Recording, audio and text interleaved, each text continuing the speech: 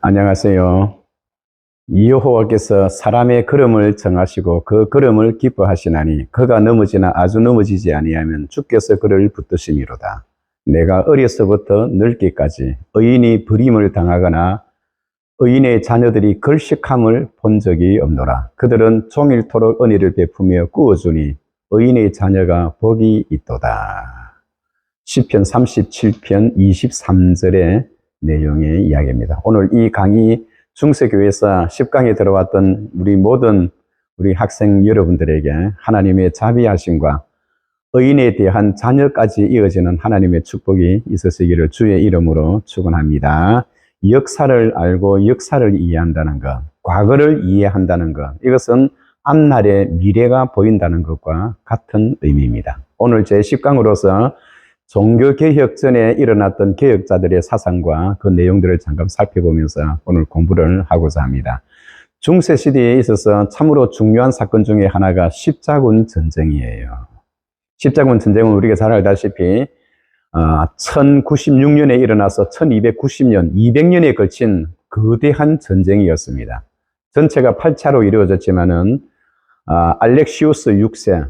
여러분, 알렉시우스 6세는 누구냐 하니까 동로마 제국의 황제입니다. 동로마 제국의 황제였던 알렉시우스 6세가 많은 이슬람의 침공을 받게 되자 동로마 제국이 넘어지기 직전에 있었죠. 그래서 알렉시우스 6세는 서로마의 특히 우르반 2세에게 이 연락을 취해서 우리를 좀 도와주시오. 그래서 이슬람의 침공이 결국 동로마 제국을 멸망케 하게 하는 그런 위협까지 당해 있습니다. 페르시아 제국도 그들에게 당했습니다. 이제 남은 쪽은 우리 동로마 제국 콘스탄티노플밖에 없습니다. 좀 도와주시오 하고 요청을 했더니 우리가 잘 알다시피 우르반 2세는 생각을 해서 정치적인 야욕을 생각하고 자기의 교황권을 서로마뿐만 아니라 동로마까지 이러한 기회로 자기의 권력을 동로마까지 펼칠 수 있는 좋은 절의 기회구나 싶어서 사람들을 결국 선동케 만들어서 200년 동안의 십자군 전쟁을 일으키게 되었습니다. 십자군 전쟁은 한마디로 말해서 완전히 기독교의 참패였지요. 왜냐하니까 처음부터 그 의도 자체가 불순했기 때문입니다. 하나님의 나라는 신앙과 믿음과 복음으로 이루어져야지 칼과 방패로 이루어진다는 것은 있을 수가 없는 일이고 200년 동안 그 십자군 전쟁의 결과로 인해서 교황권이 붕괴되고 그리고 더 중요한 것은 이 동방과 서방이 연결이 되어서 200년 동안 그들이 닦아놓았던 고속도로가 뚫림으로 인하여 동방에 있는 많은 그리스의 철학자들이 서북쪽으로 밀려가는 그러한 아이러니컬한 그러한 역사가 일어남으로 인해서 세계의 역사가 판도를 일으키게 되었습니다.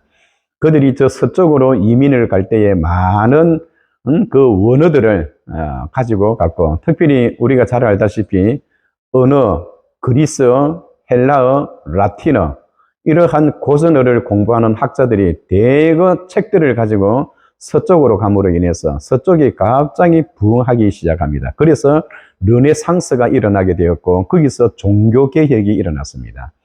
르네상스와 종교개혁이 일어나게 되었던 그 본질적인 그 의도가 바로 성경을 중심으로 하여 일어났기 때문에 결국은 종교개혁, 하나님의 교회가 새로워지는 그런 결과가 역사 속에 꽃을 피웠던 것입니다. 우리가 종교개혁 전에 있는 많은 그 신학자들 가운데 특별히 우리는 에라스무스를 잘 알고 있습니다. 에라스무스는 그의 아버지가 이렇게 신부였고 그의 어머니가 의사 딸이었어요. 부유한 집안에 그의 아버지와 어머니의 불륜 사이에 태어났던 그 에라스무스. 태어나자마자 그는 엄마의 젖을 한 번도 빨아보지도 못하고 수도원에 던지게 되었고 그 수도원에서 그가 생활을 하는 가운데 자기 인생을 살펴보고 자기 자신을 알아보는 거지요. 부모 없이 고아처럼 수도원에 버려졌던 그 에라스무스는 자라면서 내가 어떻게 하면 내 인생을 한번 역전의 드라마로 만들어 볼 수 있을까? 그가 고안해냈던 것이 바로 언어 공부였습니다. 그는 머리가 탁월했고 천재적인 그런 기능을 가져서 라틴어, 그리고 그리스, 헬라어를 완벽하게 소화하다시피 하여 그가 결국은 성경을 대조판 라틴어와 그리고 독일어, 그리고 그리스어, 헬라어, 신약과 구약 전체를 번역하게 되고 대조 성경을 이루게 되는데 나중에는 그가 만들어냈던 그 성경 대조판 그것을 가지고 루터와 쩌빙글리가 공부를 해서 마침내 종교개혁이라는 큰 하나의 결과물을 나타내게 되었습니다.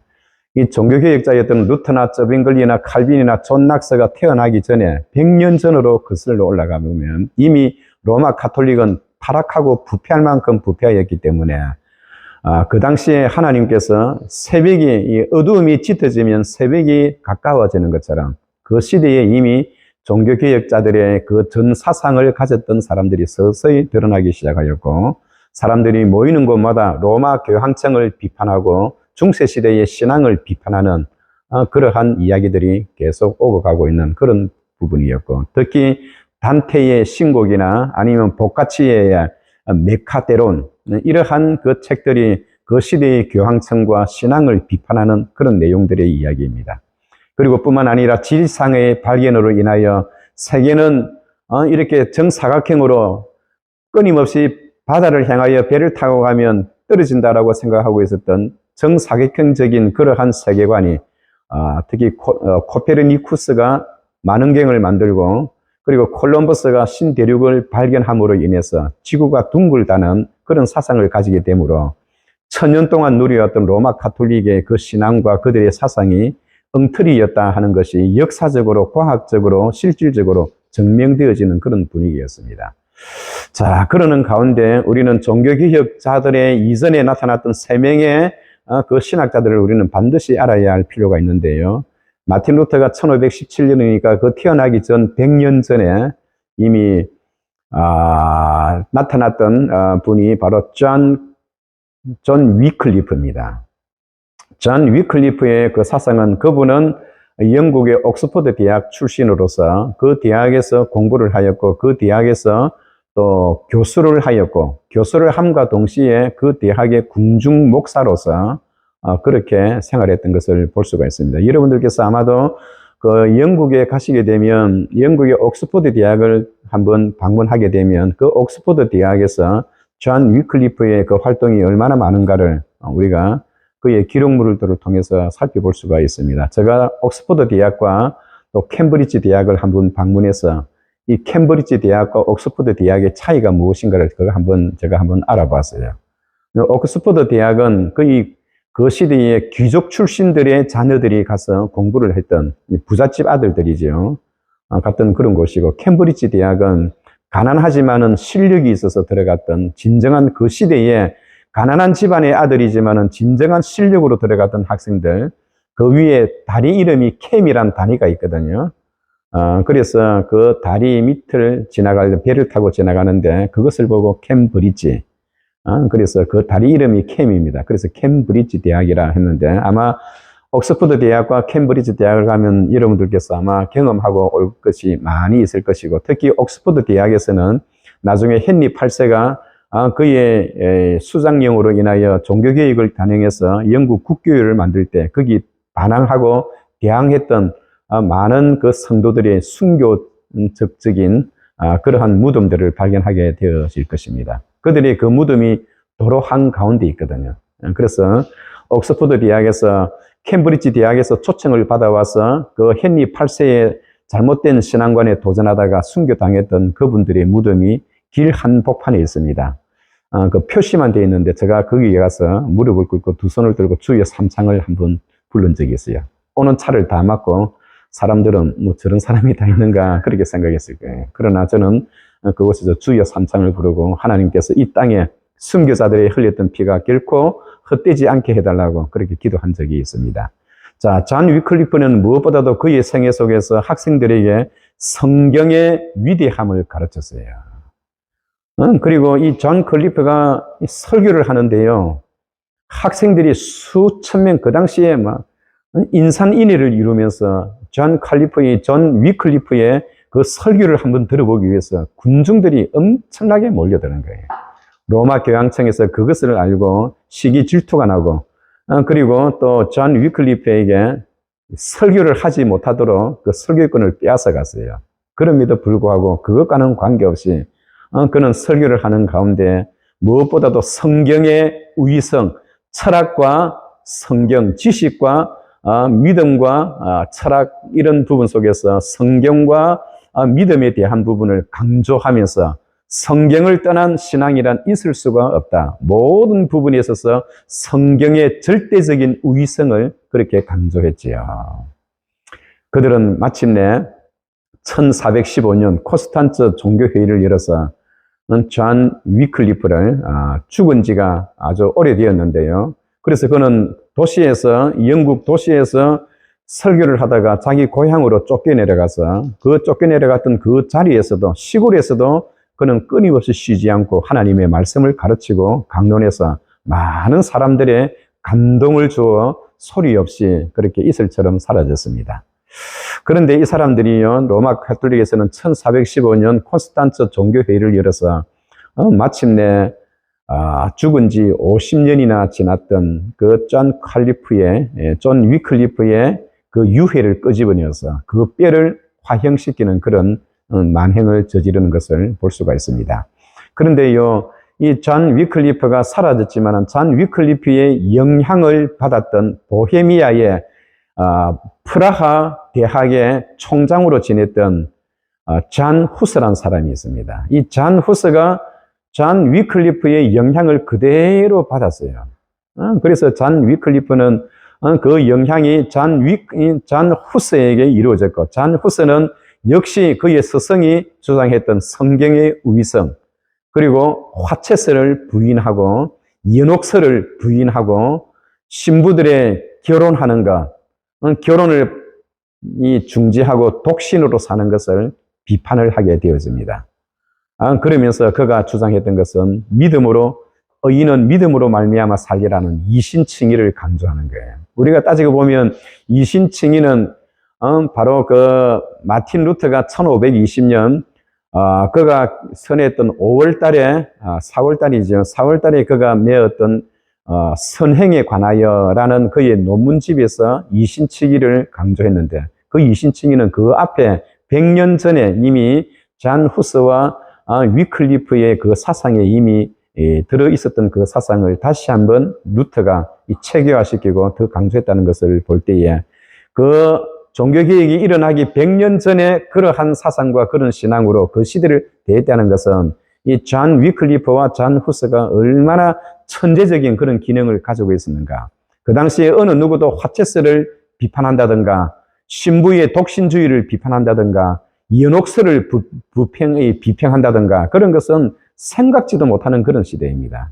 그런데도 불구하고 존 후스는 과감하게 로마 교황청의 타락과 부패, 그리고 교황과 그 당시에 교회의 타락한 부분을 성경을 가지고 정확하게 그렇게 비평을 하고 비판을 했습니다.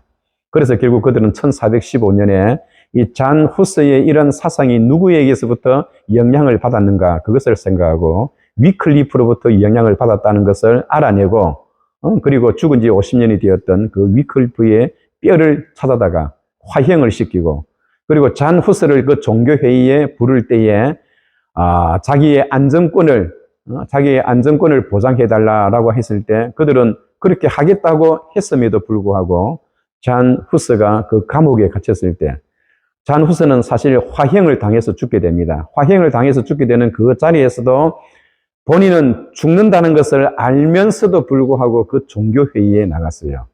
그가 하고 싶었던 그 말은 하나님께서 이 시대에 반드시 하나님의 많은 선각자들을 통하여 이 나라가 새로워지고 교회가 새로워지고 우리의 신앙과 믿음이 새로워지게 될 것이다.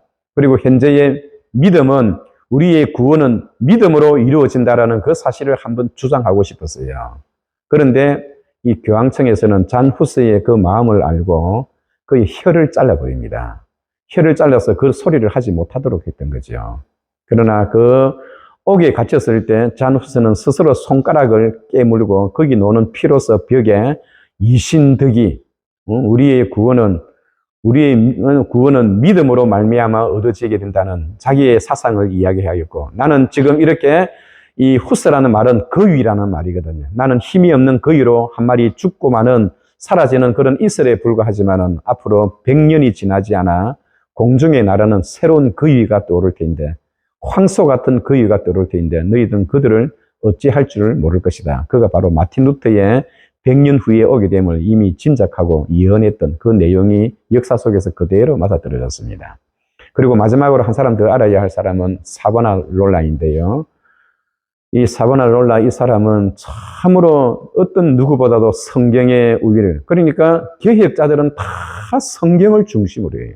모든 성경은 하나님의 감동으로 된 것으로 교훈과 책망과 바르게 함과 의로 교육하기에 유익하니 이는 너희로 하여금 온전한 사람이 되게 하게 하고 하나님의 거룩한 일을 준비하게 하려 함이니라. 이 성경의 이 중요성, 우리가 교회 역사를 공부하고 신학을 공부하고 또 교회 전체의 흐름에 그러한 사상들을 공부하는 속에서 성경은 절대로 빠질 수가 없습니다. 그래서 이 성경이야말로 하나님 앞에서 우리가 반드시 지켜야 할 내용이고요. 그리고 특히 이 피렌체, 이 로마에 가면 여러분 피렌체가 있잖아요. 피렌체는 밀라노에서부터 베네치아로 올라가는 그 중간길에 피렌체란 그 도시가 있는데요. 그 피렌체는 한때는 나라였죠.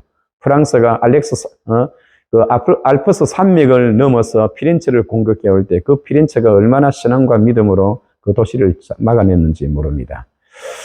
그 피렌체에서 레오나르도 다빈치와 또 미켈란젤로, 그 시대의 최고의 세계적인 역사적인 그런 거장이 태어났던 그 시대에서 사보나롤라는 그 미켈란젤로와 또 그리고 레오나르도 다빈치의 그 사이 속에서 신앙과 믿음으로 성경으로 돌아갈 것을 그렇게 강구하다가 결국 그도 함께 화형을 당하는 그런 참변을 당했으나 개혁 전에 그 개혁자들의 그 신앙과 성경의 절대적인 우위성은 마침내 개혁자들에게, 종교개혁자들에게 이어져서 오늘날 우리의 가슴 속에 살아 있습니다. 종교개혁 전에 그 개혁자들이나 종교개혁자들이나 오늘 이 시대에 성경을 하나님의 말씀으로 믿고 성경 중심으로 살아가는 우리 모든 성도들이 가슴 속에 개혁자 전의 개혁자들의 그러한 뜨거운 열기가 오직 성경 중심으로 오직 성경만을 주장했던 그분들의 뜨거운 열정이 우리의 가슴 속에서 오늘도 살아있기를 바랍니다. 감사합니다. 몇 분